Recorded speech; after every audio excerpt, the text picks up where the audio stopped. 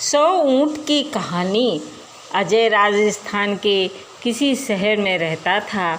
वो ग्रेजुएट था और एक प्राइवेट कंपनी में काम करता था, पर वो अपनी ज़िंदगी से खुश नहीं था।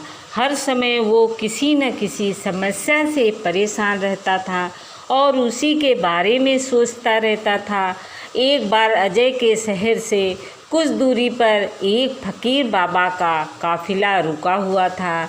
शहर में चारों ओर उन्हीं की चर्चा थी। बहुत से लोग अपनी समस्याएं लेकर उनके पास पहुंचने लगे। अजय को भी इस बारे में पता चला और उसने भी फकीर बाबा के दर्शन करने का निश्चय किया। छुट्टी के दिन सुबह सुबह ही अजय उनके काफिले तक पहुंचा। वहां सैकड़ों लोगों की भीड़ जुटी हुई थी। बहुत इंतज़ार करने के बाद अजय का नंबर आया। वो बाबा से बोला, बाबा मैं अपने जीवन से बहुत दुखी हूँ। हर समय समस्याएं मुझे घेरे रहती हैं। कभी ऑफिस की टेंशन रहती है, तो कभी घर पर अनबन हो जाती है और कभी अपनी सेहत को लेकर परेशान रहता हूँ। बाबा कोई ऐसा उपाय बताइए कि मेरे जीवन से सारी समस्याएं दूर हो जाएं और मैं चैन से जी सकूं। बाबा मुस्कुराए और बोले, आज बहुत देर हो गई है। मैं तुम्हारे प्रश्न का उत्तर कल सुबह दूंगा, लेकिन क्या तुम मेरा एक छोटा सा काम करोगे? अजय उत्साह के साथ बोला, जरूर करूँगा। बाबा बोले, देखो बेटा, हमारे काफिले में 100 ऊँट हैं और इनकी देखभाल करने वाला आज बीमार है।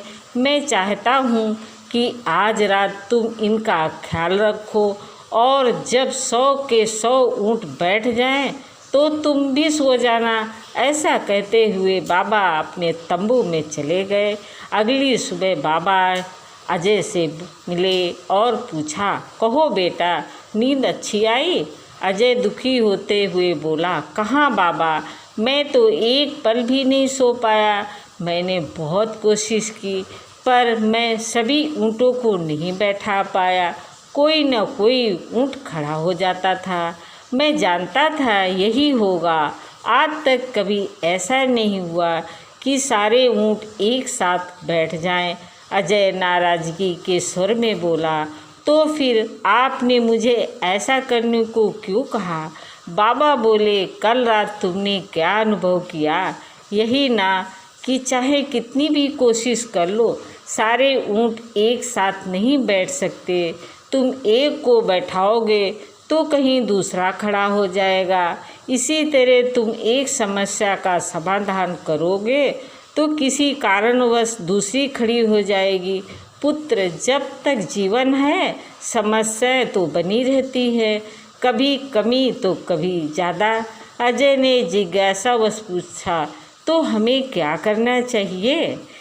इन सब के बावजूद जीवन का आनंद लेना सीखो। कल रात क्या हुआ? कई ऊँट रात होते खुद ही बैठ गए, कई तुमने अपने प्रयास से बैठा दिए, पर बहुत से ऊँट तुम्हारे प्रयास के बाद भी नहीं बैठे। और जब बाद में तुमने देखा, तुमने पाया कि तुम्हारे जाने के बाद उनमें से कुछ खुद ही बैठ गए हैं। कुछ समझे, समस्याएं भी ऐसी ही होती हैं।